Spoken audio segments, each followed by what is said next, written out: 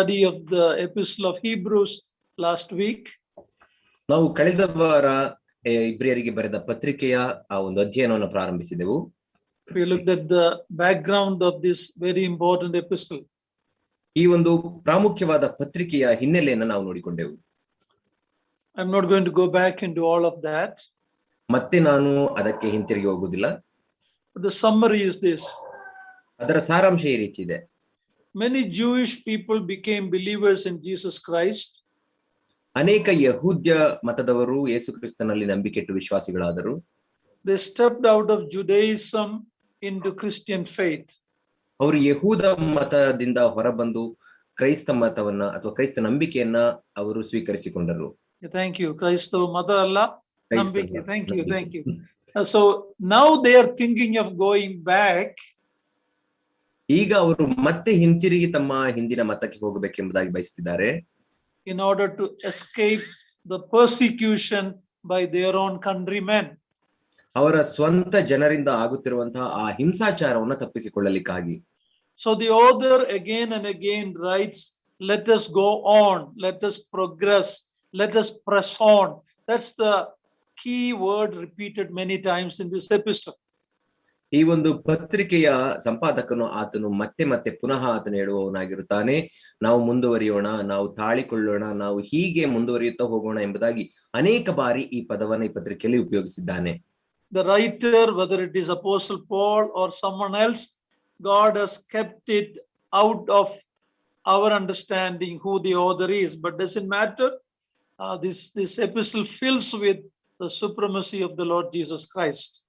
ಈ ಒಂದು ಪತ್ರಿಕೆಯ ಬರಹಗಾರನು ಆತನು ಪೌಲನೇ ಇರಬಹುದು ಅಥವಾ ಇನ್ನೊಬ್ಬನೇ ಇರಬಹುದು, ಅದು ನಮಗೆ ಪ್ರಾಮುಖ್ಯವಾದದ್ದಲ್ಲ. ದೇವರು ಅದನ್ನ ನಮಗೆ ಮರ್ಮವಾಗಿ ಇಟ್ಟಿದ್ದಾನೆ. ಆದರೆ ಈ ಪತ್ರಿಕೆಯಲ್ಲಿ ಅಡಗಿರುವಂತಹ ವಿಷಯಗಳೆಲ್ಲವೂ ನಮಗೆ ಆತ್ಮಿಕ ಲಾಭವನ್ನ ಕೊಡುತ್ತವೆ. Christ is far better than anyone else. ಕ್ರಿಸ್ತನೇ ಬೇರೆ ಎಲ್ಲರಿಗಿಂತಲೂ ಮಿಗಿಲಾದವನು. So the author is telling there is much more to be gained in Christ than what you lost in Judaism. ಆದ್ದರಿಂದ ಈ ಪತ್ರಿಕೆಯ ಬರಹಗಾರನು ಹೇಳುತ್ತಾನೆ, ನೀವು ನಿಮ್ಮ ಯಹೂದ ಮತದಲ್ಲಿ ಕಳೆದುಕೊಂಡದಕ್ಕಿಂತ ಹೆಚ್ಚಾಗಿ ಈ ಕ್ರೈಸ್ತ ನಂಬಿಕೆಯಲ್ಲಿ ನೀವು ಪಡೆದುಕೊಳ್ಳುವುದು ಸಂಪಾದಿಸಿಕೊಳ್ಳುವುದು ಹೆಚ್ಚಾಗಿದೆ ಎಂಬುದಾಗಿ. So Hebrews is written to challenge those new believers in time of persecution not to turn back. ಆದ್ದರಿಂದ ಆ ಹಿಂಸೆಯ ಸಮಯದಲ್ಲಿ ಹೊಸದಾಗಿ ವಿಶ್ವಾಸಕ್ಕೆ ಬಂದಂತ ವಿಶ್ವಾಸಿಗಳನ್ನ ಬಲಪಡಿಸುವುದೇ ಈ ಪತ್ರಿಕೆಯ ಉದ್ದೇಶವಾಗಿದೆ. ಹಿಂತಿರುಗಿ ಹೋಗಬೇಡಿರಿ ಎಂಬುದಾಗಿ ಹೇಳುವುದಕ್ಕೆ. In chapter 10 verse 38 we read that God has no pleasure if you turn back. ನಾವು ಇಬ್ರಿಯ ಪತ್ರಿಕೆ 10ನೇ ಅಧ್ಯಾಯ 38ನೇ ವಚನದಲ್ಲಿ ಈ ರೀತಿ ನೋಡುತ್ತೇವೆ, ನೀವು ಹಿಂತಿರುಗಿ ಹೋಗುವುದರಲ್ಲಿ ದೇವರಿಗೆ ಸಂತೋಷವಿಲ್ಲ ಎಂಬುದಾಗಿ. This not only applies to the believers of that time, it applies to many of us who came from different background. You may be facing threats and persecution. You may be thinking, was it worth to believe and follow the Lord? This epistle is to encourage you.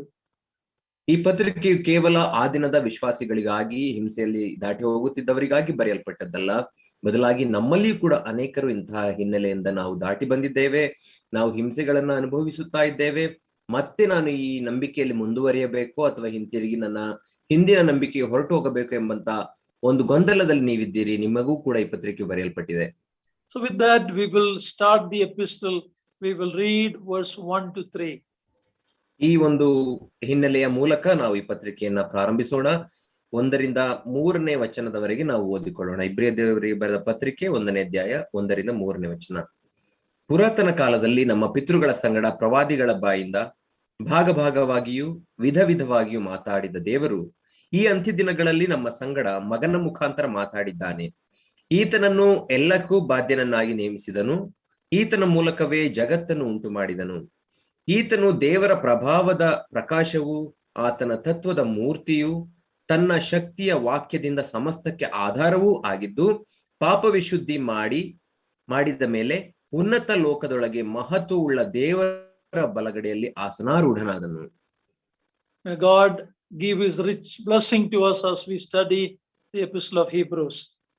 ಈ ಒಂದು ಇಬ್ರಿಯ ದೇವರಿಗೆ ಬರೆದ ಪತ್ರಿಕೆಯನ್ನು ನಾವು ಅಧ್ಯಯನ ಮಾಡುವಾಗ ದೇವರು ತನ್ನ ಆ ಶ್ರೀಮಂತವಾದ ಆಶೀರ್ವಾದವನ್ನು ನಮಗೆ ಮಾಡಲಿ. Just bear with me, bear with us, as this is going to be a little long study. ನಮ್ಮೊಟ್ಟಿಗೆ ತಾಳ್ಮೆಯಿಂದ ನೀವು ಕಾದುಕೊಂಡಿರ್ರಿ, ಯಾಕಂದ್ರೆ ಇದು ಸ್ವಲ್ಪ ಉದ್ದನೆಯ ಒಂದು ಅಧ್ಯಯನವಾಗಿರುತ್ತದೆ. I don't know how many months it will take, but I assure you it will be a tremendous blessing to you as it is to me. ನನಗೆ ಗೊತ್ತಿಲ್ಲ ಎಷ್ಟು ತಿಂಗಳುಗಳ ಕಾಲ ಈ ಅಧ್ಯಯನ ತೆಗೆದುಕೊಳ್ಳುತ್ತದೆ ಎಂಬುದಾಗಿ, ಆದರೆ ನನಗೆ ಇದು ಯಾವ ರೀತಿ ಆಶೀರ್ವಾದದಾಯಕವಾಗಿದೆಯೋ ಅದೇ ರೀತಿ ನಿಮಗೂ ಆಶೀರ್ವಾದವನ್ನು ಉಂಟು ಮಾಡುತ್ತದೆ ಎಂಬುದಾಗಿ ನಾನು ನಂಬುತ್ತೇನೆ. The 3 verses we read now, in the Greek text, which is the original language in which it was written, it is like a Greek oration. Oration is upanyasa, than the customary greetings in other epistles. ಈ ಒಂದು ನಾವು ಈಗ ಓದಿಕೊಂಡಂತ ಈ 3 ವಚನ ಭಾಗಗಳು ನಾವು ನೋಡುವಾಗ ಆ ಗ್ರೀಕ್ ಭಾಷೆಯಲ್ಲಿ ಅವರು ಉಪಯೋಗಿಸುತ್ತಿದ್ದಂತಹ ಆ ಒಂದು ಉಪನ್ಯಾಸದ ಪೀಠಿಕೆಯ ಮಾತುಗಳ ರೀತಿಯಲ್ಲಿ ಇದೆ. ಅದು ಬೇರೆಯ ಪತ್ರಿಕೆಗಳಲ್ಲಿರುವಂತಹ ಪೀಠಿಕೆಯ ಮಾತುಗಳ ಹಾಗೆ ಇಲ್ಲ. Here we read about the superiority of Christ in his personhood. ಇಲ್ಲಿ ನಾವು ಕ್ರಿಸ್ತನ ಆತನ ವ್ಯಕ್ತಿತ್ವದ ಉತ್ಕೃಷ್ಟತೆಯನ್ನು ನಾವು ಇಲ್ಲಿ ನೋಡುತ್ತೇವೆ. This verse 1 starts with God who spoke. ಈ ಒಂದು ಪತ್ರಿಕೆಯು ಪ್ರಾರಂಭವಾಗುವುದು ಹೇಗೆಂದರೆ ಹಿಂದೆ ಮಾತನಾಡಿದಂತ ದೇವರು ಎಂಬುದಾಗಿ. The Bible starts with God. ಸತ್ಯವೇದವೂ ಕೂಡ ದೇವರಿಂದ ಪ್ರಾರಂಭವಾಗುತ್ತದೆ. Only a fool will say there is no God. ಕೇವಲ ಮೂರ್ಖನು ಮಾತ್ರ ಹೇಳುತ್ತಾನೆ ದೇವರಿಲ್ಲ ಎಂಬುದಾಗಿ. Our God is a speaking God. ನಮ್ಮ ದೇವರು ಮಾತಾಡುವ ದೇವರಾಗಿದ್ದಾನೆ. In contrast to Psalm 115:5, where we read about the idols, they have mouth but they don't speak. ನಾವು ಕೀರ್ತನೆ 115ನೇ ಅಧ್ಯಾಯ 5ನೇ ವಚನದಲ್ಲಿ ನೋಡುವ ಹಾಗೆ ಮೂರ್ತಿಗಳು ಅವು ಬಾಯಿ ಇದ್ದರೂ ಅವು ಮಾತನಾಡುವುದಿಲ್ಲ. ಆ ರೀತಿ ನಮ್ಮ ದೇವರಲ್ಲ, ನಮ್ಮ ದೇವರು ಚೈತನ್ಯ ಸ್ವರೂಪನು. And God spoke to our fathers, the author says. ನಮ್ಮ ಪೂರ್ವಜರಿಗೆ, ನಮ್ಮ ಹಿರಿಯರಿಗೆ, ಪಿತೃಗಳ ಸಂಗಡ ದೇವರು ಮಾತಾಡಿದನು ಎಂಬುದಾಗಿ ಈ ಬರಹಗಾರನು ಹೇಳುತ್ತಾನೆ. It is talking about the Jewish patriarchs. ಇದು ಯಹೂದ್ಯ ಪಿತೃಗಳ ಕುರಿತಾಗಿ, ಯಹೂದ್ಯ ಮೂಲ ಪಿತೃಗಳ ಕುರಿತಾಗಿ ಮಾತನಾಡುತ್ತಾ ಇದೆ. Of course, we know the nation of Israel or the Jewish people started with Abraham. ನಮಗೆ ಗೊತ್ತು ಇಸ್ರಾಯೇಲ್ ಜನಾಂಗವಿರಬಹುದು ಅಥವಾ ಯಹೂದ್ಯ ಸಂತತಿ ಅದು ಅಬ್ರಹಾಮ ಎಂಬಂತ ಮೂಲ ಪಿತೃವಿಂದ ಪ್ರಾರಂಭವಾಯಿತು. But even before that, God spoke to Adam, God spoke to Enoch, God spoke to Noah. ಅದಕ್ಕಿಂತ ಮುಂಚೆಯೇ ದೇವರು ಆದಾಮನೊಟ್ಟಿಗೆ, ಹನೋಕನೊಟ್ಟಿಗೆ ಮತ್ತು ನೋಹನೊಟ್ಟಿಗೆ ಮಾತನಾಡಿದರು. Bible is God's word, it is his revelation. ಸತ್ಯವೇದವು ಅದು ದೇವರ ವಾಕ್ಯವಾಗಿದೆ, ಅದು ಆತನ ಪ್ರಕಟಣೆಯಾಗಿದೆ. God spoke to our fathers by the prophets. ದೇವರು ಪ್ರವಾದಿಗಳ ಮೂಲಕ ನಮ್ಮ ಪಿತೃಗಳೊಟ್ಟಿಗೆ ಮಾತನಾಡಿದನು. It is talking about the Old Testament. ಅದು ಹಳೆ ಒಡಂಬಡಿಕೆ ಕುರಿತಾಗಿ ಮಾತನಾಡುತ್ತಿದೆ. As we know, Moses was the one who wrote the first 5 books. ನಮಗೆ ಗೊತ್ತು ಮೊದಲನೆಯ 5 ಪುಸ್ತಕಗಳನ್ನ ಬರೆದವನು ಮೋಶೆ. But if you really look at the chronology, maybe the book of Job was the first book.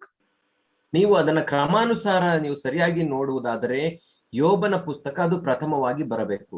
So when we say prophets, it's more than what we consider the prophets. ನಾವು ಪ್ರವಾದಿಗಳು ಎಂಬುದಾಗಿ ಹೇಳುವಾಗ ನಮ್ಮ ಅನಿಸಿಕೆಯ ರೀತಿಯಲ್ಲಿ ಇರುವ ಪ್ರವಾದಿಗಳಲ್ಲ, ಅದಕ್ಕಿಂತ ಹೆಚ್ಚಿನದು. David, for example, we may not call him a prophet, but Acts 2:30 says he was a prophet. ದಾವೀದನನ್ನ ಕುರಿತಾಗಿ ನಾವು ನೋಡುವಾಗ ಆತನನ್ನ ಪ್ರವಾದಿ ಎಂಬುದಾಗಿ ಎಲ್ಲಿಯೂ ಕೂಡ ಹೇಳುವುದಿಲ್ಲ, ಆದರೆ ನಾವು ಕರೆಯದೇ ಇರಬಹುದು, ಆದರೆ Acts 2:30 says David was a prophet. ಆದರೆ ಅಪೊಸ್ತಲರ ಕೃತಿ 2ನೇ ಅಧ್ಯಾಯ 30ನೇ ವಚನದಲ್ಲಿ ನಾವು ನೋಡುವಾಗ ದಾವೀದನೂ ಕೂಡ ಪ್ರವಾದಿಯಾಗಿದ್ದನು ಎಂಬುದಾಗಿ ಹೇಳುತ್ತದೆ. How was he a prophet? ಆತನು ಹೇಗೆ ಪ್ರವಾದಿಯಾಗಿದ್ದನು? Because his Psalms has more about the Lord Jesus Christ first coming, his second coming than any other prophets. ಯಾಕೆಂದರೆ ಆತನ ಪ್ರವಾದಿ ಎಂಬುದಾಗಿ ನಾವು ಯಾಕೆ ಕರೆಯುತ್ತೇವೆ ಅಂದರೆ ಆತನ ಕೀರ್ತನೆಗಳಲ್ಲಿ, ದಾವೀದನ ಕೀರ್ತನೆಗಳಲ್ಲಿ ಕರ್ತನ ಮೊದಲನೆಯ ಮತ್ತು 2ನೆಯ ಬರೋಣದ ಕುರಿತಾಗಿ ಬೇರೆ ಎಲ್ಲಾ ಪುಸ್ತಕಗಳಿಗಿಂತ ಹೆಚ್ಚು ಬಾರಿ ನಮೂದಿಸಲ್ಪಟ್ಟಿದೆ. It is called the Messianic Psalms. ಅವುಗಳನ್ನು ನಾವು ಮೆಸ್ಸಾಯನ ಕುರಿತಾದ ಕೀರ್ತನೆಗಳು ಎಂಬುದಾಗಿ ಹೇಳುತ್ತೇವೆ. Who is a prophet? ಹಾಗಾದ್ರೆ ಪ್ರವಾದಿ ಅಂದರೆ ಯಾರು? Prophets represent God to people. ಆತನು ದೇವರನ್ನ ಮನುಷ್ಯನಿಗೆ ಪ್ರತಿನಿಧಿಸುವಂತ ವ್ಯಕ್ತಿಯೇ ಪ್ರವಾದಿ. In Israel, there were main three offices. ಇಸ್ರಾಯೇಲರಲ್ಲಿ 3 ಪ್ರಮುಖ ಹುದ್ದೆಗಳು ಅಥವಾ ಅಧಿಕಾರವಿತ್ತು. Prophet, priest, and king. ಪ್ರವಾದಿಗಳು, ಮಹಾಯಾಜಕರು ಮತ್ತು ಅರಸ. Which was the most powerful of these three positions? ಈ 3 ಹುದ್ದೆಗಳಲ್ಲಿ ಅತ್ಯಂತ ಪ್ರಭಾವದಿಂದ ಅಥವಾ ಶಕ್ತಿಯುತವಾದಂತಹ ಹುದ್ದೆ ಯಾವುದು? It is the prophets. ಅದು ಪ್ರವಾದಿಗಳ ಹುದ್ದೆಯೇ. Because the prophet could even rebuke a king when he was wrong. ಯಾಕಂದರೆ ಒಬ್ಬ ಅರಸನು ತಪ್ಪು ಮಾಡಿದಾಗ ಆತನನ್ನ ಖಂಡಿಸುವ ಅಧಿಕಾರವನ್ನ ಪ್ರವಾದಿ ಹೊಂದಿದ್ದನು. You remember the prophet Nathan who rebuked David when he sinned and hid it for 1 year. ನಾವು ಜ್ಞಾಪಿಸಿಕೊಳ್ಳುವಾಗ ನಾತಾನನಾದ ಪ್ರವಾದಿಯಾದ ನಾತಾನನು ದಾವೀದನು ಪಾಪ ಮಾಡಿದಾಗ ಆತನನ್ನ ಖಂಡಿಸುತ್ತಾನೆ. And so even in read Matthew chapter 5 verse 12. ಮತ್ತಾಯನ ಸುವಾರ್ತೆ 5ನೇ ಅಧ್ಯಾಯ 12ನೇ ವಚನದಲ್ಲಿ ನಾವು ಓದುತ್ತೇವೆ. We read about the prophet Matthew 5:12. ಅಲ್ಲಿ ಒಬ್ಬ ಪ್ರವಾದಿಯ ಕುರಿತಾಗಿ ನಾವು ಓದುತ್ತೇವೆ. ಮತ್ತಾಯ 5ನೇ ಅಧ್ಯಾಯ 12ನೇ ವಚನ. ಸಂತೋಷ ಪಡಿರಿ, ಉಲ್ಲಾಸ ಪಡಿರಿ, ಪರಲೋಕದಲ್ಲಿ ನಿಮಗೆ ಬಹಳ ಫಲ ಸಿಕ್ಕುವುದು. ನಿಮಗಿಂತ ಮುಂಚೆ ಇದ್ದ ಪ್ರವಾದಿಗಳನ್ನು ಹೀಗೆಯೇ ಹಿಂಸೆ ಪಡಿಸಿದರಲ್ಲ. So we read about the prophets who spoke for God were persecuted. ಇಲ್ಲಿ ನಾವು ನೋಡುವಾಗ ದೇವರ ಪರವಾಗಿ ಮಾತನಾಡಿದಂತ ಪ್ರವಾದಿಗಳನ್ನ ಹಿಂಸೆಗೆ ಗುರಿಪಡಿಸಿದರು. And so if you are suffering for the Lord, you are in good company. ಒಂದು ವೇಳೆ ನೀವು ಕರ್ತನಿಗಾಗಿ ಹಿಂಸೆ ಪಡುತ್ತಿರುವುದಾದರೆ ನೀವು ಸರಿಯಾದ ಮಾರ್ಗದಲ್ಲಿದ್ದೀರಿ. Because the prophets of the Old Testament also suffered. ಯಾಕಂದ್ರೆ ಹಳ ಒಡಂಬಡಿಕೆಯ ಪ್ರವಾದಿಗಳು ಕೂಡ ಕರ್ತನಿಗಾಗಿ ಅಹಿಂಸೆ ಪಟ್ಟರು. Matthew chapter 10 verse 41 we read another truth. ಮತ್ತಾಯನ ಸುವಾರ್ತೆ 10ನೇ ಅಧ್ಯಾಯ 41ನೇ ವಚನದಲ್ಲಿಯೂ ಕೂಡ ನಾವು ಇನ್ನೊಂದು ಸತ್ಯಾಂಶವನ್ನು ನೋಡಿಕೊಳ್ಳುತ್ತೇವೆ. Matthew 10:41.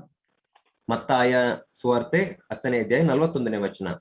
ಪ್ರವಾದಿಯನ್ನು ಪ್ರವಾದಿ ಎಂದು ಸೇರಿಸಿಕೊಳ್ಳುವವನು ಪ್ರವಾದಿಗೆ ಬರತಕ್ಕ ಪ್ರತಿಫಲವನ್ನು ಹೊಂದುವನು. ನೀತಿವಂತನನ್ನು ನೀತಿವಂತನೆಂದು ಸೇರಿಸಿಕೊಳ್ಳುವವನು ನೀತಿವಂತನಿಗೆ ಬರತಕ್ಕ ಪ್ರತಿಫಲವನ್ನು ಹೊಂದುವನು. So it looks like the rewards will be greater for a prophet, especially when a prophet suffers for the Lord. ಇದರ ಪ್ರಕಾರ ನಮಗೆ ಅನಿಸುವುದೇನೆಂದರೆ ಪ್ರವಾದಿಗಳಿಗೆ ಸಿಕ್ಕುವ ಪ್ರತಿಫಲ ಅಥವಾ ಬಿರುದು ಬೇರೆ ಎಲ್ಲರಿಗಿಂತ ಹೆಚ್ಚಾದಂತ ಬಿರುದಾಗಿರುತ್ತದೆ. So that is a prophet who is a spokesperson for God. He represents God to people. ಆದ್ದರಿಂದ ಪ್ರವಾದಿ ಎಂಬುದಾಗಿ ಹೇಳುವಾಗ ದೇವರನ್ನ ಪ್ರತಿನಿಧಿಸಿ ದೇವರ ಪರವಾಗಿ ಮನುಷ್ಯರೊಟ್ಟಿಗೆ ಮಾತನಾಡುವಂತ ವ್ಯಕ್ತಿಯಾಗಿರುತ್ತಾನೆ. And then we read here that God spoke in different ways. ಮತ್ತು ಮುಂದಕ್ಕೆ ನಾವು ನೋಡುವಾಗ ದೇವರು ಭಾಗವಾಗಿ ವಿವಿಧ ರೀತಿಯಲ್ಲಿ ಮಾತನಾಡಿದನು ಎಂದು ನೋಡುತ್ತೇವೆ. If you look at the Old Testament and the whole Bible, ನೀವು ಹಳೆ ಒಡಂಬಡಿಕೆಯನ್ನ ಮತ್ತು ಸಂಪೂರ್ಣ ಸತ್ಯವೇದವನ್ನ ನೀವು ನೋಡುವಾಗ God's word has different kind of literature. ದೇವರ ವಾಕ್ಯವು ನಾನಾ ವಿಧವಾದಂತಹ ಸಾಹಿತ್ಯವನ್ನ ಉಪಯೋಗಿಸಲ್ಪಟ್ಟಿದೆ. There is law like in the book of Moses. ನಾವು ಮೋಶೆಯು ಬರೆದಂತ ಗ್ರಂಥಗಳಲ್ಲಿ ಧರ್ಮಶಾಸ್ತ್ರವನ್ನ ನಾವು ನೋಡುತ್ತೇವೆ ಅಥವಾ ಶಾಸನವನ್ನ ನೋಡುತ್ತೇವೆ. There is narrative. It is like a storytelling. There are other passages like that. ಮತ್ತು ಇನ್ನೂ ಕೆಲವು ಸತ್ಯವೇದದ ಭಾಗ ಅದು ಕಥಾರೂಪಕವಾಗಿ ಪ್ರಸಂಗದ ರೂಪಕವಾಗಿ ಮಾಡಲ್ಪಟ್ಟಿದೆ.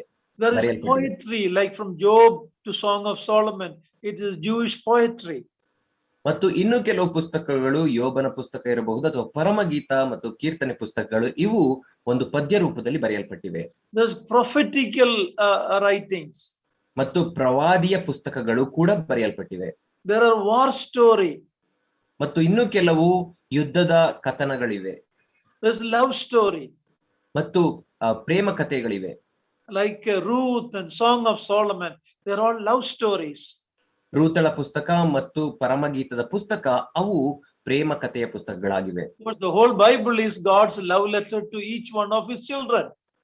ದೇವರ ಪರಿಪೂರ್ಣ ಸತ್ಯವೇದವು ಅಥವಾ ದೇವರ ವಾಕ್ಯ ಅದು ಆತನ ಪ್ರತಿಯೊಬ್ಬ ಮಕ್ಕಳಿಗೆ ಆತನು ಬರೆದಂತಹ ಪ್ರೇಮ ಪತ್ರವಾಗಿದೆ. There is spy story, spies, such stories there.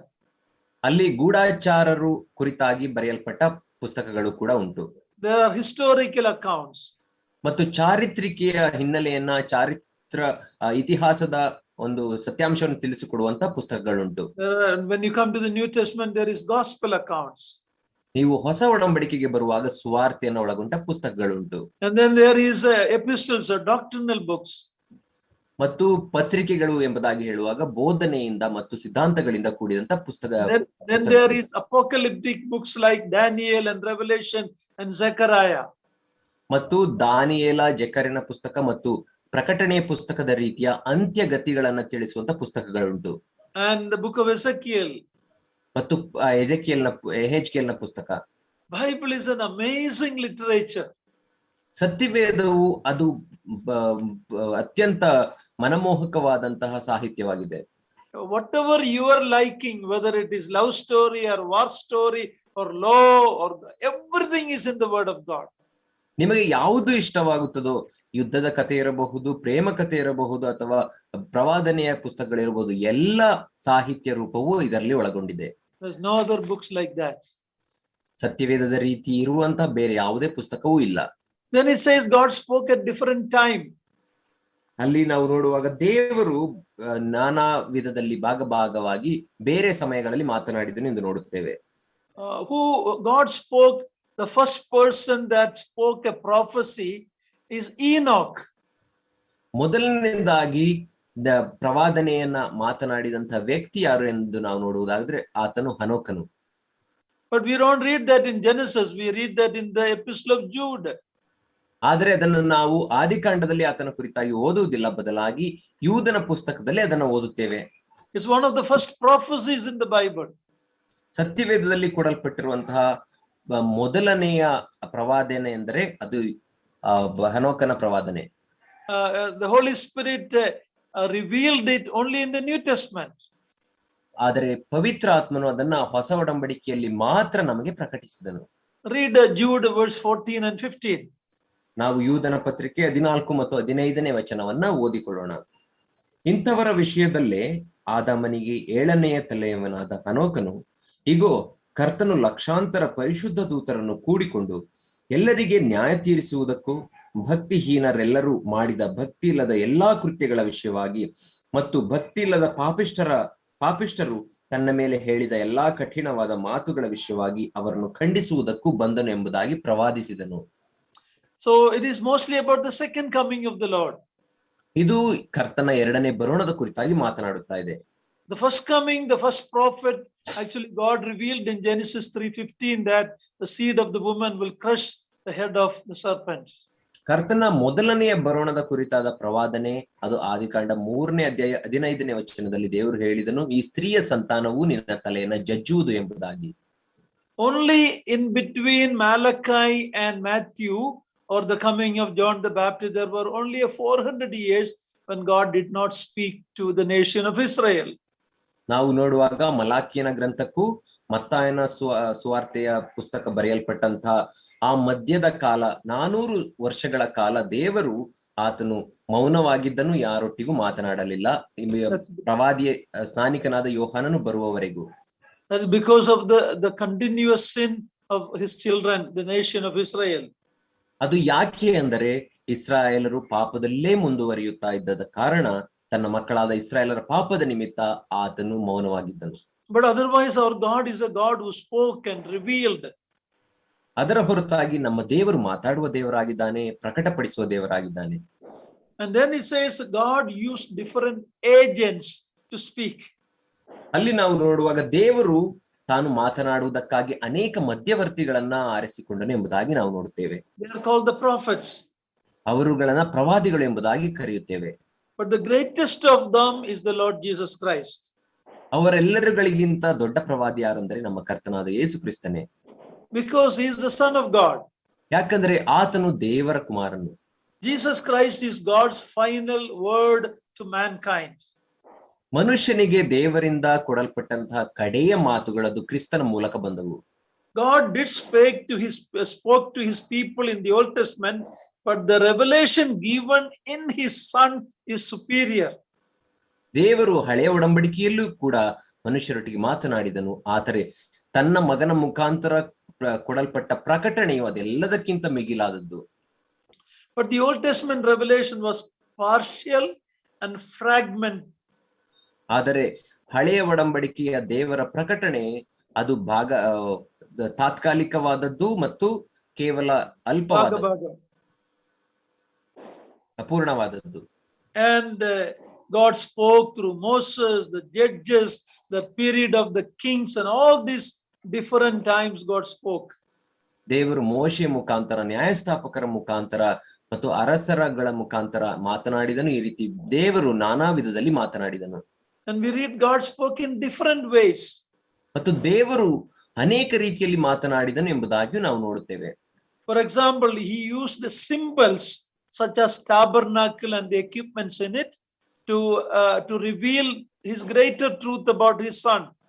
ಉದಾಹರಣೆಗೆ ಆತನು ಕೆಲವು ವಸ್ತುಗಳ ಮುಖಾಂತರ ಸೂಚಿಸುವಂತ ವಸ್ತುಗಳ ಮುಖಾಂತರ, ಉದಾಹರಣೆಗೆ ಆ ದೇವದರ್ಶನದ ಗುಡಾರ ಮತ್ತು ತೆರೆ, ಅದರ ಮುಖಾಂತರ ತನ್ನ ಮಗನ ಕುರಿತಾಗಿ ಆತನು ಮಾತನಾಡಿದನು. And sometimes he used visions, like in Isaiah 6, Isaiah saw a vision of God on his throne.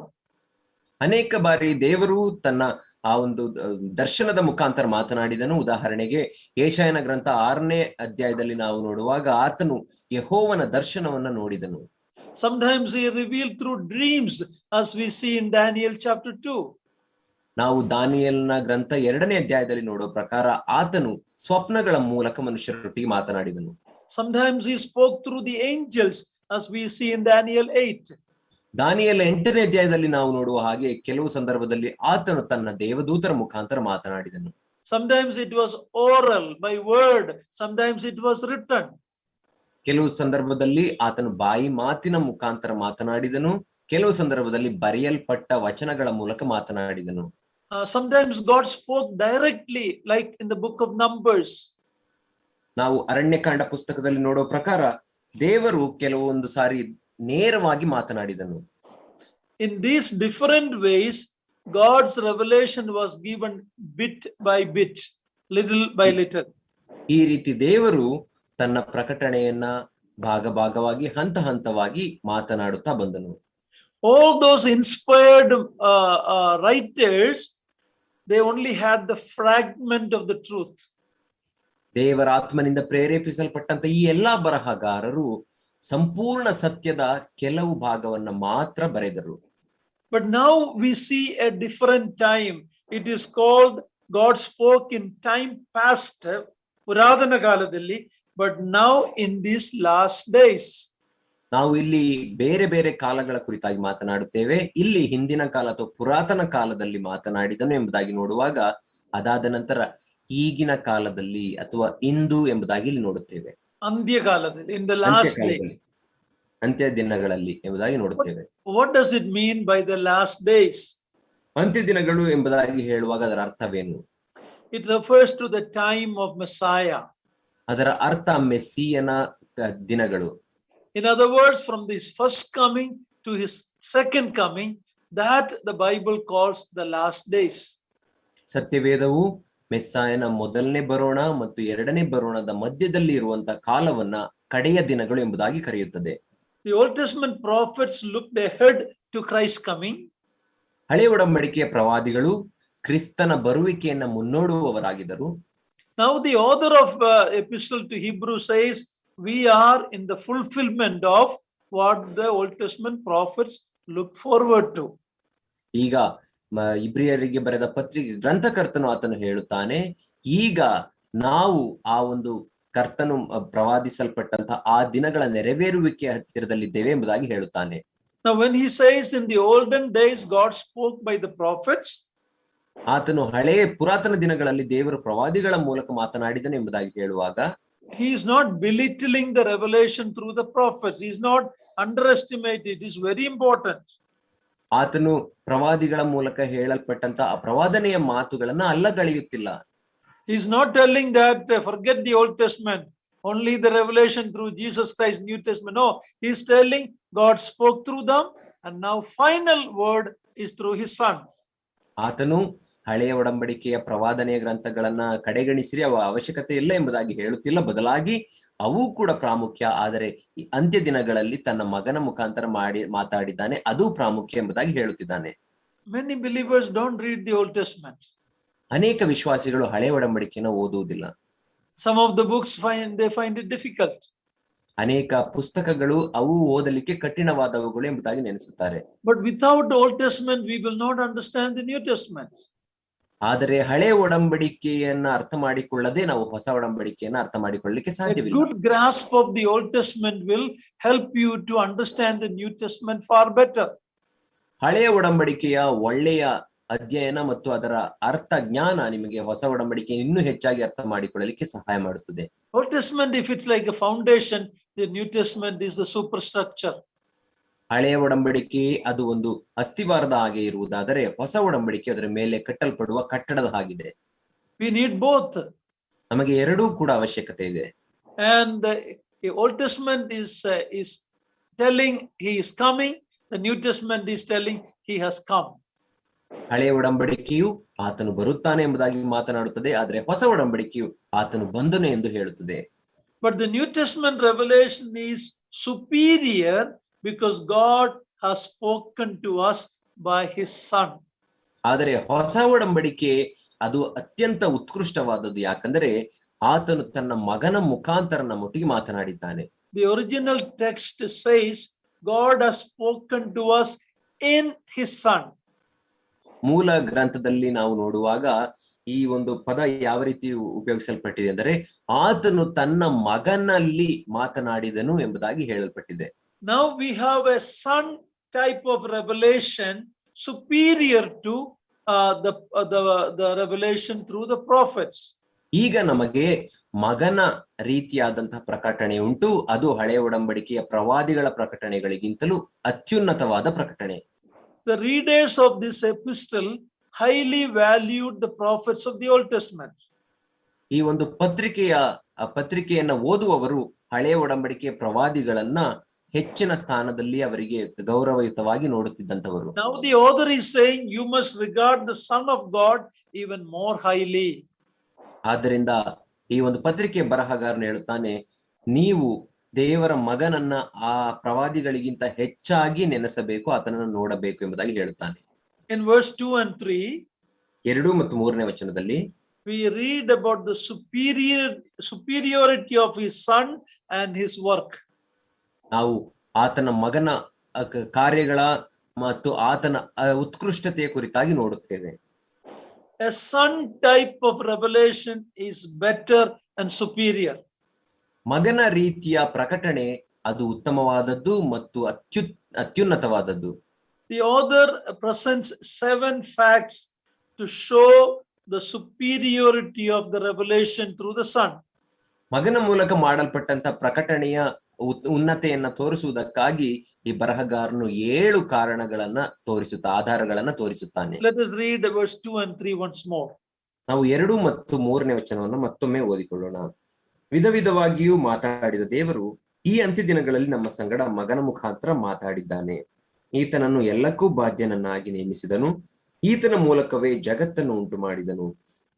ಈತನು ದೇವರ ಪ್ರಭಾವದ ಪ್ರಕಾಶವು, ಆತನ ತತ್ವದ ಮೂರ್ತಿಯು, ತನ್ನ ಶಕ್ತಿಯ ವಾಕ್ಯದಿಂದ ಸಮಸ್ತಕ್ಕೆ ಆಧಾರವೂ ಆಗಿದ್ದು, ಪಾಪ ವಿಶುದ್ಧಿ ಮಾಡಿದ ಮೇಲೆ ಉನ್ನತ ಲೋಕದೊಳಗೆ ಮಹತ್ವವುಳ್ಳ ದೇವರ ಬಲಗಡೆಯಲ್ಲಿ ಆಸನಾರೂಢನಾದನು.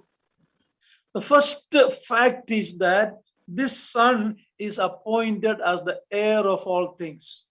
ಮೊದಲನೆಯ ಸತ್ಯಾಂಶ ನಮಗೆ ಗೊತ್ತಾಗುವುದೇನೆಂದರೆ ಈ ಮಗನು ಎಲ್ಲದಕ್ಕೂ ಒಡೆಯನಾಗಿ ಆತನು ನೇಮಿಸಲ್ಪಟ್ಟನು. ಬಾಧ್ಯನಾಗಿ, ಎಲ್ಲದಕ್ಕೂ ಬಾಧ್ಯನನ್ನಾಗಿ ಆತನು ನೇಮಿಸಲ್ಪಟ್ಟನು. The prophets were servants, but this is the Son. ಪ್ರವಾದಿಗಳು ಅವರು ಸೇವಕರಾಗಿದ್ದರು, ಆದರೆ ಈತನು ಮಗನಾಗಿದ್ದಾನೆ. This truth we see in many parts in the New Testament. ಈ ಒಂದು ಸತ್ಯಾಂಶವನ್ನ ನಾವು ಹಳೆಯ ಒಡಂಬಡಿಕೆಯ ಅನೇಕ ಭಾಗಗಳಲ್ಲಿ ನೋಡುತ್ತೇವೆ. Look at Matthew chapter 21 verse 33 to 44. ನಾವು ಪ್ರಕಟಣೆ ಮತ್ತಾಯನ ಸುವಾರ್ತೆ 21 which was chapter 21 ಮತ್ತಾಯನ ಸುವಾರ್ತೆ 21ನೇ ಅಧ್ಯಾಯ 33 to 44. 33ರಿಂದ 44ನೇ ವಚನಗಳವರೆಗೆ. The Lord is speaking about through a parable. Pardon me, uncle. the Lord was speaking through a parable. ಇಲ್ಲಿ ದೇವರು ಒಂದು ಸಾಮ್ಯದ ರೂಪದಲ್ಲಿ ಕರ್ತನು ಸಾಮ್ಯದ ರೂಪದಲ್ಲಿ ಮಾತನಾಡುತ್ತಿದ್ದಾನೆ. Please read that 33 to 44.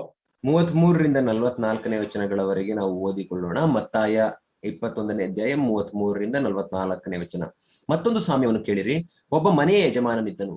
ಅವನು ಒಂದು ದ್ರಾಕ್ಷೆ ತೋಟವನ್ನು ಮಾಡಿ ಅದರ ಸುತ್ತಲೂ ಬೇಲಿ ಹಾಕಿಸಿ ಅದರಲ್ಲಿ ದ್ರಾಕ್ಷೆಯ ಆಲೆಯನ್ನು ಮಾಡಿಸಿ ಹೂಡೆಯನ್ನು ಕಟ್ಟಿಸಿ ಒಕ್ಕಲಿಗರಿಗೆ ವಾರಕ್ಕೆ ಕೊಟ್ಟು ಬೇರೊಂದು ದೇಶಕ್ಕೆ ಹೋದನು.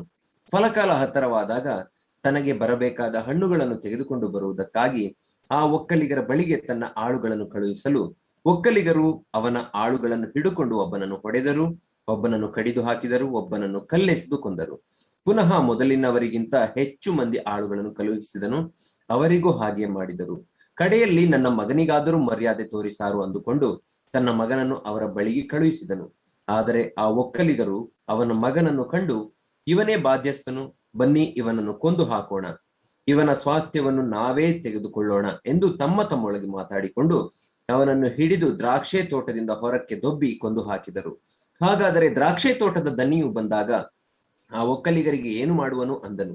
ಅವರು ಆತನಿಗೆ, ಆ ಕೆಡುಕರನ್ನು ಕ್ರೂರವಾಗಿ ಸಂಹರಿಸಿ ಕಾಲಕಾಲಕ್ಕೆ ಹಣ್ಣುಗಳನ್ನು ತನಗೆ ಸಲ್ಲಿಸುವಂತ ಬೇರೆ ಒಕ್ಕಲಿಗರಿಗೆ ತನ್ನ ತೋಟವನ್ನು ವಾರಕ್ಕೆ ಕೊಡುವನು ಎಂದು ಹೇಳಿದರು. ಯೇಸು ಅವರಿಗೆ, ಮನೆ ಕಟ್ಟುವವರು ಬೇಡವೆಂದು ಬಿಟ್ಟ ಕಲ್ಲೇ ಮುಖ್ಯವಾದ ಮೂಲೆಗಲ್ಲಾಯಿತು. ಇದು ಕರ್ತನಿಂದಲೇ ಆಯಿತು, ನಮಗೆ ಆಶ್ಚರ್ಯವಾಗಿ ತೋರುತ್ತದೆ ಎಂಬುವ ಮಾತನ್ನು ನೀವು ಶಾಸ್ತ್ರದಲ್ಲಿ ಎಂದಾದರೂ ಓದಲಿಲ್ಲವೋ? ಆದುದರಿಂದ ದೇವರ ರಾಜ್ಯವು ನಿಮ್ಮಿಂದ ತೆಗೆಯಲ್ಪಟ್ಟು ಅದರ ಫಲಗಳನ್ನು ಕೊಡುವ ಜನಕ್ಕೆ ಕೊಡಲಾಗುವುದು. ಈ ಕಲ್ಲಿನ ಮೇಲೆ ಬೀಳುವವನು ತುಂಡು ತುಂಡಾಗುವನು, ಇದು ಯಾರ ಮೇಲೆ ಬೀಳುತ್ತದೋ ಅವನನ್ನು ಪುಡಿ ಪುಡಿ ಮಾಡುವುದು ಎಂದು ಹೇಳಿದನು. So here through this parable the Lord is telling the son is the heir. ಈ ಒಂದು ಸಾಮ್ಯದ ಮೂಲಕ ಯೇಸು ಕ್ರಿಸ್ತನು ಏನು ಹೇಳುತ್ತಿದ್ದಾನೆ ಎಂದರೆ ಮಗನೇ ಬಾಧ್ಯಸ್ಥನು ಎಂಬುದಾಗಿ. Same thing we can see in Mark 12:1 to 12. We are not going to read it. You can see the same thing there. ಮಾರ್ಕನ ಸುವಾರ್ತೆ 12ನೇ ಅಧ್ಯಾಯ 1ರಿಂದ 12ನೇ ವಚನಗಳಲ್ಲಿಯೂ ಕೂಡ ನಾವು ಅದನ್ನೇ ನೋಡಿಕೊಳ್ಳುತ್ತೇವೆ. ಅದನ್ನ ಈಗ ಓದುವ ಅವಶ್ಯಕತೆ ಇಲ್ಲ. Let's look at two more verses. Galatians chapter 4 verse 7. ನಾವು ಮತ್ತೆ 2 ವಚನಗಳನ್ನು ನಾವು ನೋಡಿಕೊಳ್ಳೋಣ. ಗಲಾತ್ಯದವರಿಗೆ ಬರೆದ ಪತ್ರಿಕೆ 2ನೇ ಅಧ್ಯಾಯ 4:7. 4ನೇ ಅಧ್ಯಾಯ 7ನೇ ವಚನ. ಹೀಗಿರುವಲ್ಲಿ ಇನ್ನು ನೀನು ದಾಸನಲ್ಲ, ಮಗನಾಗಿದ್ದಿ, ಮಗನೆಂದ ಮೇಲೆ ದೇವರ ಮೂಲಕ ಬಾಧ್ಯನೂ ಆಗಿದ್ದಿ. Romans 8:17. ರೋಮಾಪುರದವರಿಗೆ ಬರೆದ ಪತ್ರಿಕೆ 8ನೇ ಅಧ್ಯಾಯ 17ನೇ ವಚನ.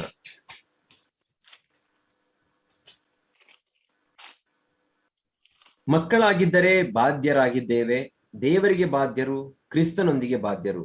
ಹೇಗೆಂದರೆ ಕ್ರಿಸ್ತನಿಗೆ ಸಂಭವಿಸಿದ ಬಾಧೆಗಳಲ್ಲಿ ನಾವು ಪಾಲುಗಾರರಾಗುವುದಾದರೆ ಆತನ ಮಹಿಮೆಯಲ್ಲಿಯೂ ಪಾಲುಗಾರರಾಗುವೆವು. There is a link between sonship and heirship. ಮಗನಿಗೂ ಮಗನೆಂಬಂತ ಆ ಒಂದು ಸ್ಥಾನಕ್ಕೂ ಮತ್ತು ಬಾಧ್ಯಸ್ಥನು ಎಂಬಂತ ಸ್ಥಾನಕ್ಕೂ ಒಂದು ಸಂಬಂಧ ಉಂಟು. Only a member of the family will get the inheritance. ಆ ಒಂದು ಕುಟುಂಬದ ಸದಸ್ಯನು ಮಾತ್ರ ಆ ಒಂದು ಬಾಧ್ಯತೆಯನ್ನು ಹೊಂದಲಿಕ್ಕೆ ಸಾಧ್ಯ. This son's appointment took place before time in the eternal council of God. ಈ ಮಗನ ನೇಮಿಸಲ್ಪಡುವಿಕೆ ಅದು ಸಮಯವು ಪ್ರಾರಂಭವಾಗುವುದಕ್ಕಿಂತ ಮುಂಚೆ ದೇವರ ಆ ನಿತ್ಯತ್ವದ ಆ ಯೋಜನೆಯಲ್ಲಿ ನೇಮಿಸಲ್ಪಟ್ಟಿತ್ತು. But he has not yet entered into his inheritance completely. ಆದರೆ ಆ ಮಗನು ಇನ್ನೂ ತನ್ನ ಬಾಧ್ಯತೆಯನ್ನ ಸಂಪೂರ್ಣವಾಗಿ ಹೊಂದಿಲ್ಲ. Look at Hebrews chapter 2 verse 8. ಇಬ್ರಿಯದವರಿಗೆ ಬರೆದ ಪತ್ರಿಕೆ 2ನೇ ಅಧ್ಯಾಯ 8ನೇ ವಚನವನ್ನು ನಾವು ನೋಡಿಕೊಳ್ಳೋಣ.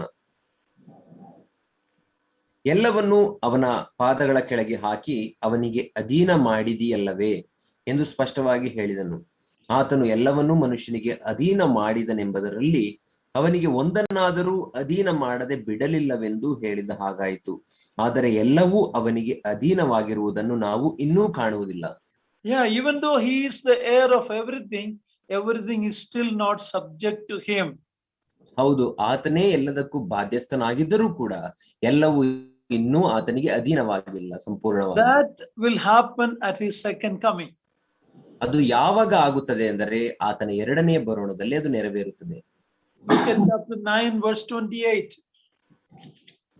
which Hebrews 9:28. ಇಬ್ರಿದವರಿಗೆ ಬರೆದ ಪತ್ರಿಕೆ 9ನೇ ಅಧ್ಯಾಯ 28ನೇ ವಚನವನ್ನು ನಾವು ಓದಿಕೊಳ್ಳೋಣ. ಇಬ್ರಿಯ 9:28. ಒಂದೇ ಸಾರಿ ಸಾಯೋದು, ಆಮೇಲೆ ನ್ಯಾಯ ತೀರ್ಪು ಮನುಷ್ಯರಿಗೆ ಹೇಗೆ ನೇಮಕವಾಗಿದೆಯೋ ಹಾಗೆಯೇ ಕ್ರಿಸ್ತನು ಸಹ ಬಹುಜನರ ಪಾಪಗಳನ್ನು ಹೊತ್ತುಕೊಳ್ಳುವುದಕ್ಕೋಸ್ಕರ ಒಂದೇ ಸಾರಿ ಸಮರ್ಪಿತನಾದನು ಮತ್ತು ತನ್ನನ್ನು ನಿರೀಕ್ಷಿಸಿಕೊಂಡಿರುವವರಿಗೆ ರಕ್ಷಣೆಯನ್ನುಂಟು ಮಾಡುವುದಕ್ಕೋಸ್ಕರ ಪಾಪ ಸಂಬಂಧವಿಲ್ಲದವನಾಗಿ ಎರಡನೆಯ ಸಾರಿ ಕಾಣಿಸಿಕೊಳ್ಳುವನು.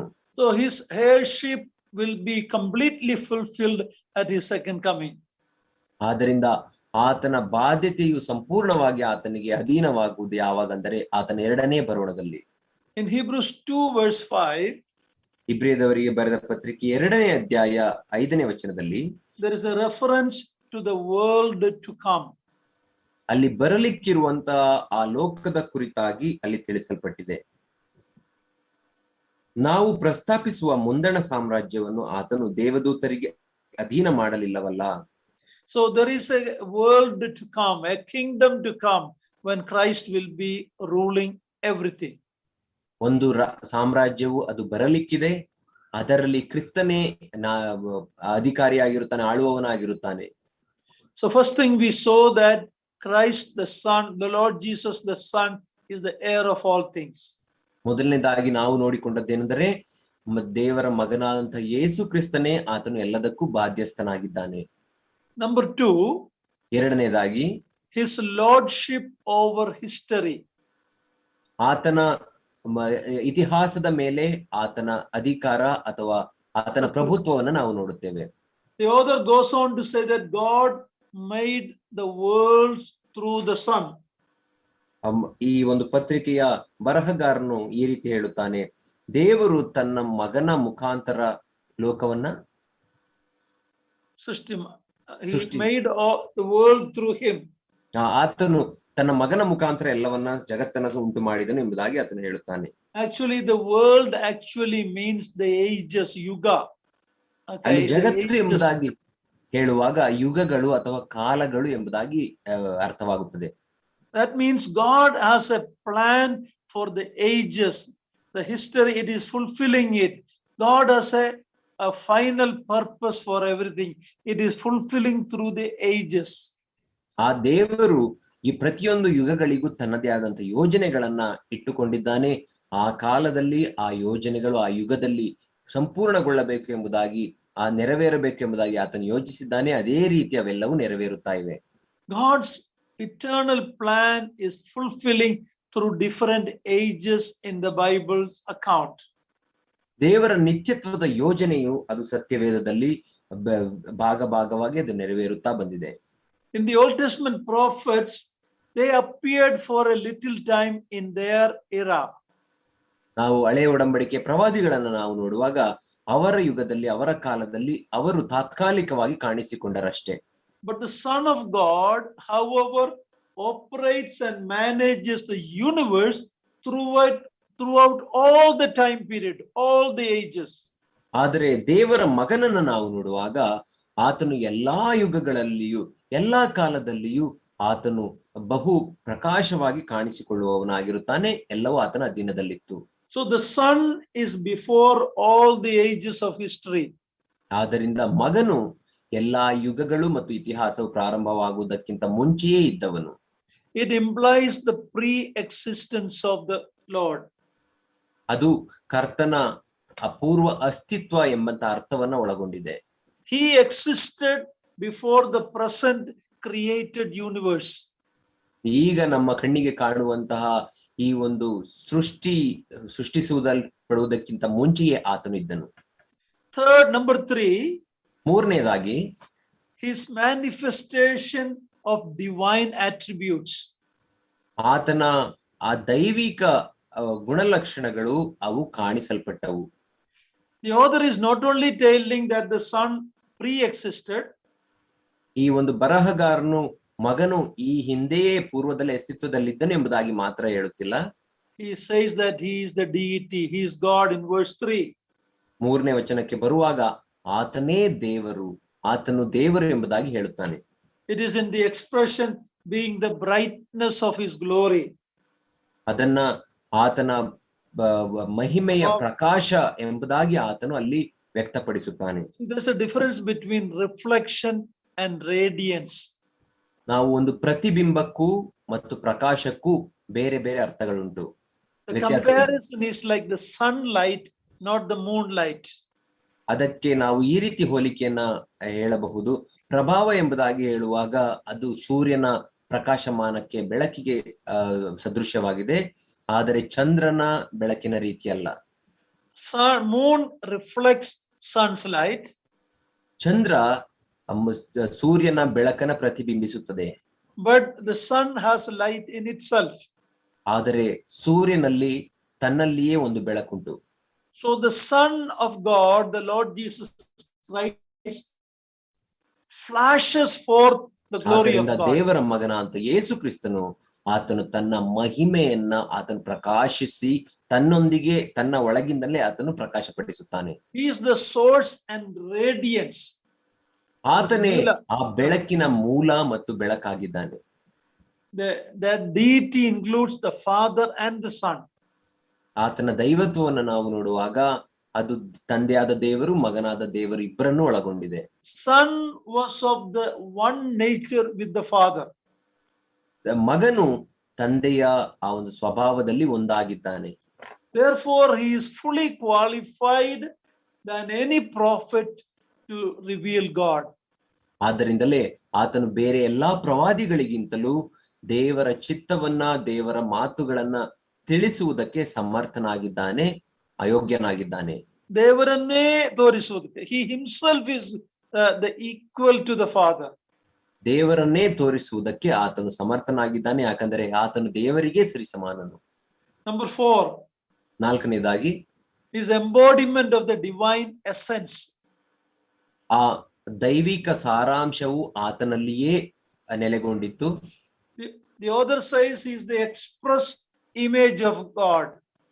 ಆ ಈ ಒಂದು ಪತ್ರಿಕೆಯ ಬರಹಗಾರನು ಹೇಳುತ್ತಾನೆ ದೇವರ ತತ್ವದ ಮೂರ್ತಿ ಅಥವಾ ದೇವರ ಹೋಲಿಕೆಯನ್ನ ತೋರ್ಪಡಿಸುವವನು ಎಂಬುದಾಗಿ ಆತನು ಹೇಳುತ್ತಾನೆ. That image means absolute similarity. ಆ ಸ್ವರೂಪ ಎಂಬುದಾಗಿ ಹೇಳುವಾಗ, ಆತನ ತತ್ವ ಎಂಬುದಾಗಿ ಹೇಳುವಾಗ ದೇವರ ಹಾಗೆಯೇ ಇರುವ ಆತನು.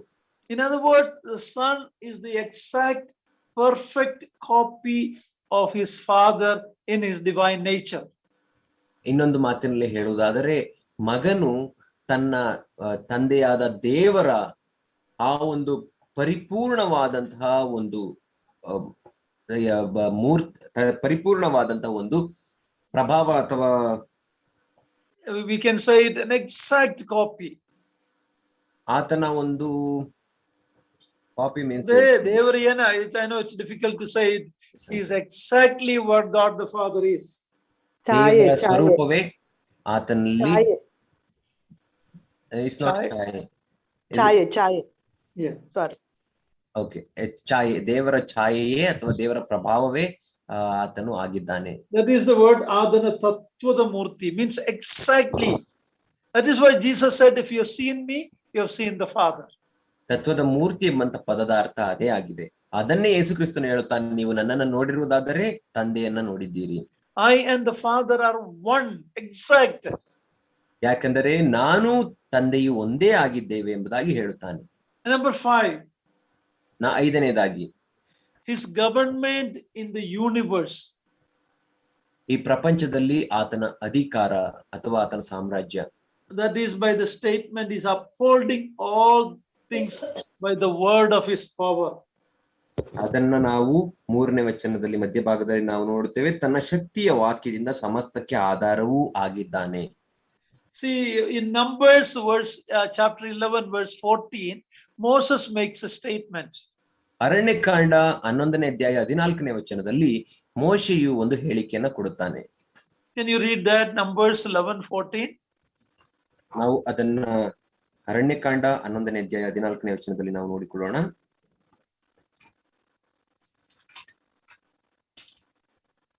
ಇಷ್ಟು ಜನರ ಭಾರವನ್ನು ನಾನೊಬ್ಬನೇ ಹೊರುವುದು ಅಸಾಧ್ಯ, ಅದು ನನ್ನ ಶಕ್ತಿಗೆ ಮೀರಿದ ಕೆಲಸ.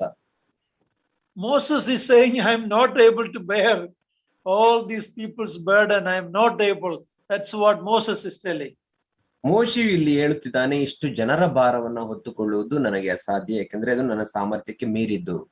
But the Son of God is saying he upholds everything. He is able to bear everything. ಆದ್ರೆ ಇಲ್ಲಿ ದೇವರ ಕುಮಾರನ ಕುರಿತಾಗಿ ನಾವು ನೋಡುವಾಗ ಆತನು ಎಲ್ಲದಕ್ಕೂ ಆಧಾರನು, ಎಲ್ಲವನ್ನ ಹೊತ್ತುಕೊಳ್ಳಲಿಕ್ಕೆ ಆತನಲ್ಲಿ ಶಕ್ತಿ ಉಂಟು. Because he is the creator. ಯಾಕಂದ್ರೆ ಆತನೇ ಸೃಷ್ಟಿಕರ್ತನು. He talks about his pre-existent work and his present work and his work at the end of the ages.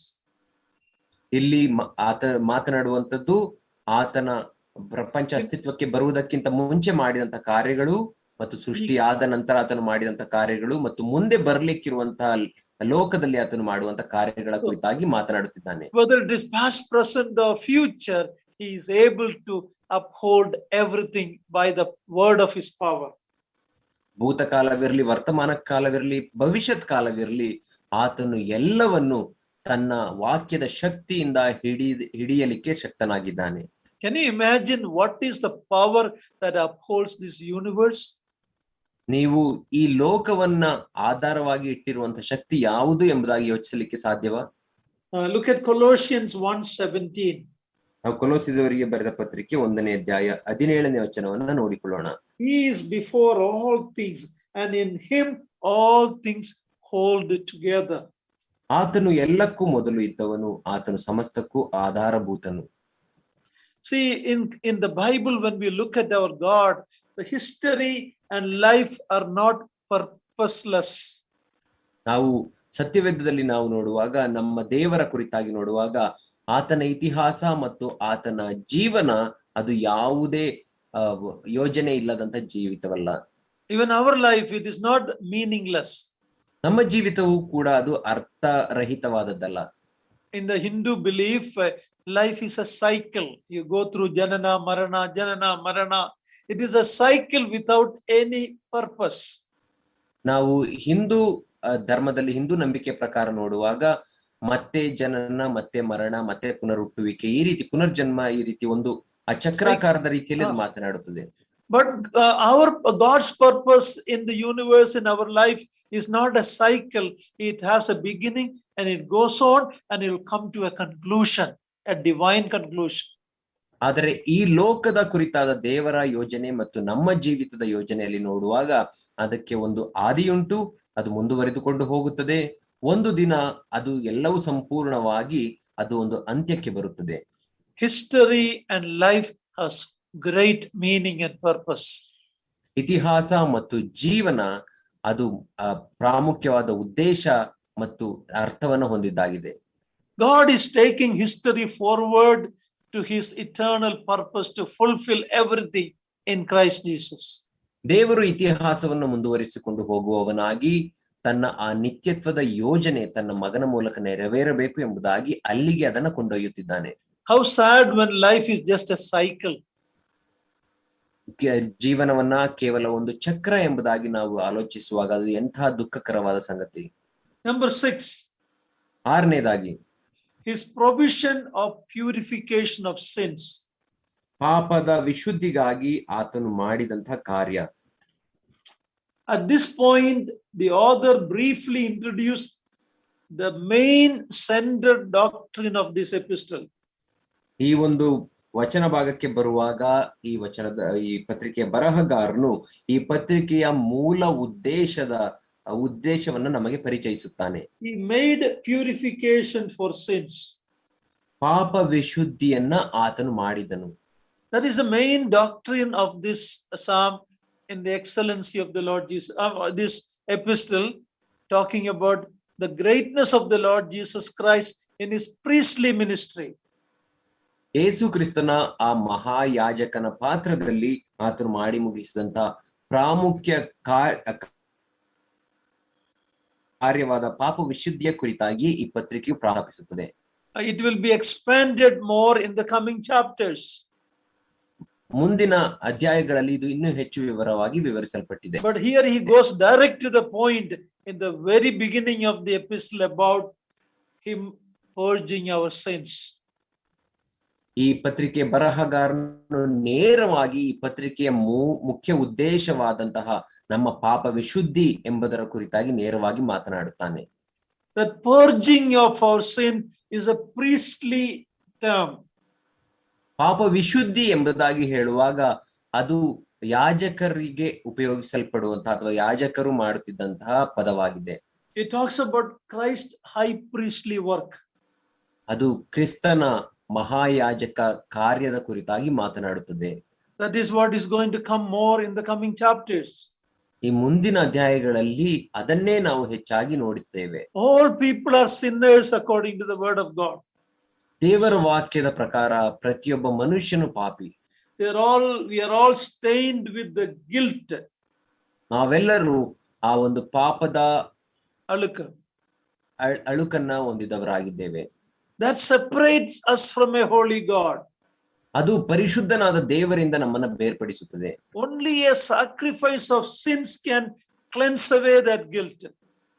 ಆ ಪಾಪಕ್ಕೆ ಒಂದು ಪ್ರಾಯಶ್ಚಿತ್ತ ಯಜ್ಞವನ್ನ ಕೊಡುವುದಾದರೆ ಮಾತ್ರ ಆ ಪಾಪ ವಿಶುದ್ಧಿ ಸಾಧ್ಯ. At the cross, Jesus Christ, as the priest, offered himself as a sacrifice to remove the impurity of sin. ಆ ಶಿಲುಬೆ ಮೇಲೆ ಯೇಸು ಕ್ರಿಸ್ತನು ತಾನೇ ಆ ಮಹಾಯಾಜಕನಾಗಿ ತನ್ನನ್ನು ಅರ್ಪಿಸಿಕೊಳ್ಳುವುದರ ಮೂಲಕ ಆ ಪಾಪವನ್ನ ವಿಶುದ್ಧಿ ಮಾಡಿದನು. He made purification of sins. ಆತನು ಪಾಪವನ್ನ ಪರಿಶುದ್ಧವನ್ನಾಗಿ ಮಾಡಿದನು.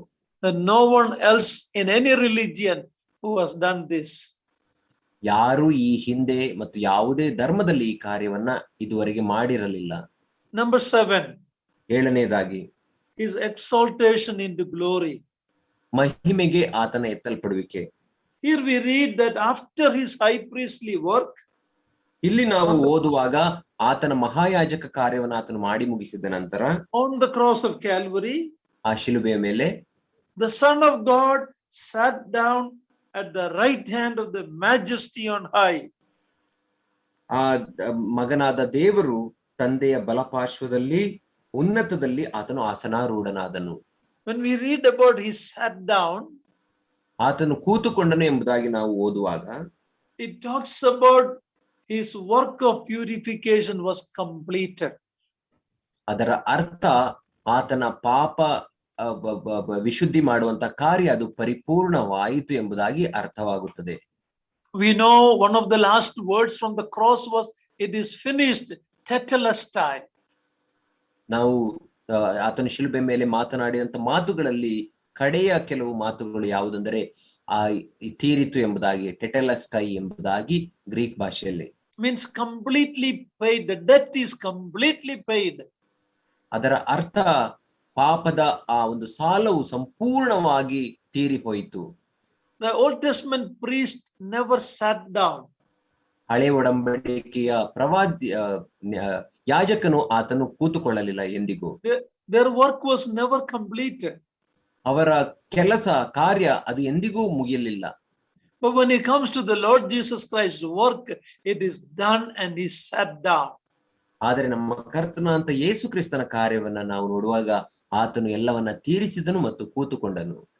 Then we read he sat at the right hand of Majesty on high. ನಾವು ದೇವರ ಬಲಗಡೆಯಲ್ಲಿ ಆತನು ಕೂತುಕೊಂಡನು ಎಂಬುದಾಗಿ ಅಲ್ಲಿ ಓದುತ್ತೇವೆ. In other words, it means that he is installed in a place of glory and honor in the right hand side of the Father. ದೇವರ ಬಲಗಡೆಯಲ್ಲಿ ಆತನು ಮಹಿಮೆಯಲ್ಲಿ ಆತನು ಅಧಿಕಾರದಲ್ಲಿ ಕೂತುಕೊಂಡನು ಎಂಬುದಾಗಿ ಅದು ಅರ್ಥವಾಗುತ್ತದೆ.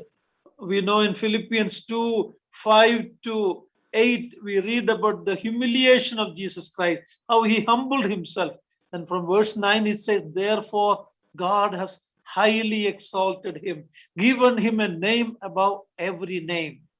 ನಾವು ಫಿಲಿಪಿಯವರಿಗೆ ಬರೆದ ಪತ್ರಿಕೆ 2ನೇ ಅಧ್ಯಾಯ 5-8 ವಚನಗಳಲ್ಲಿ ನಾವು ಓದುವಾಗ ಆತನು ಹೇಗೆ ತನ್ನನ್ನು ತಾನು ಬರಿದು ಮಾಡಿಕೊಂಡು ದಾಸನ ರೂಪವನ್ನು ಧರಿಸಿಕೊಂಡು ಬಂದನು ಎಂಬುದಾಗಿ ನಾವು ನೋಡುತ್ತೇವೆ. 9ನೇ ವಚನದಿಂದ ಮುಂದಕ್ಕೆ ಹೋಗುವಾಗ ಆದ್ದರಿಂದ ದೇವರು ಆತನನ್ನು ಎಲ್ಲಾ ಹೆಸರುಗಳಿಗಿಂತ ಉನ್ನತವಾಗಿ ಆತನನ್ನ ಏರಿಸಿದ್ದಾನೆ ಎಂಬುದಾಗಿ ಓದುತ್ತೇವೆ. There's no name above the name of the Lord Jesus.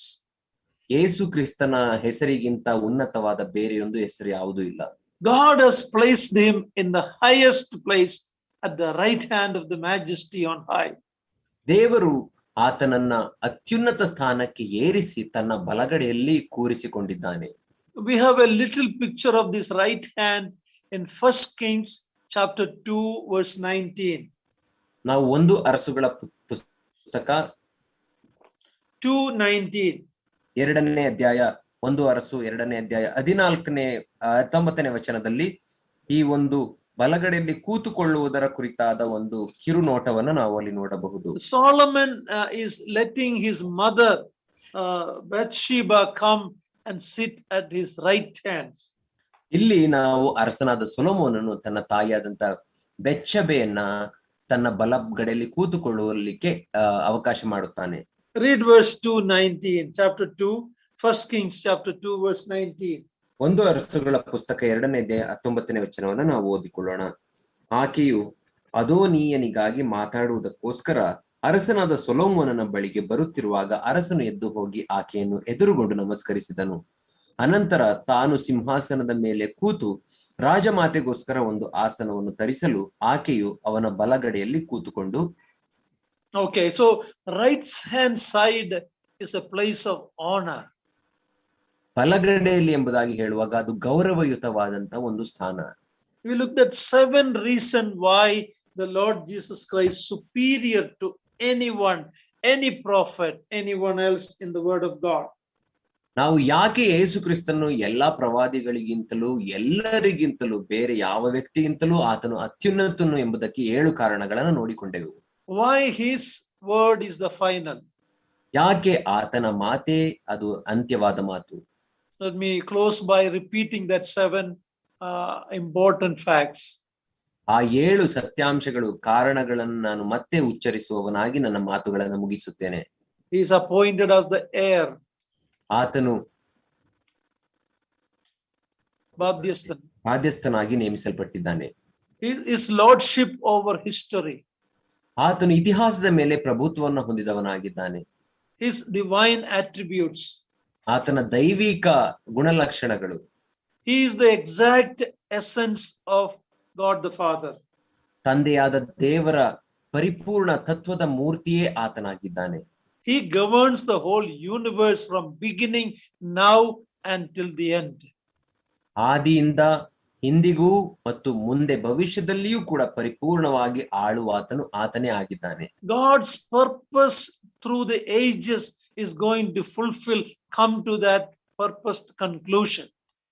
ದೇವರ ಆದಿಯ ಯೋಜನೆಯು ಅದು ಆತನಲ್ಲಿಯೇ ಅದು ಪರಿಪೂರ್ಣವಾಗಿ ನೆರವೇರುತ್ತದೆ. Through each ages. ಪ್ರತಿಯೊಂದು ಯುಗಗಳಲ್ಲಿಯೂ. Then we saw his provision, how he made purifications for sin. ಆತನು ಯಾವ ರೀತಿ ಪಾಪ ವಿಶುದ್ಧಿಗಾಗಿ ಕಾರ್ಯಗಳನ್ನು ಮಾಡಿದನು ಎಂಬುದಾಗಿ ನಾವು ನೋಡಿದೆವು.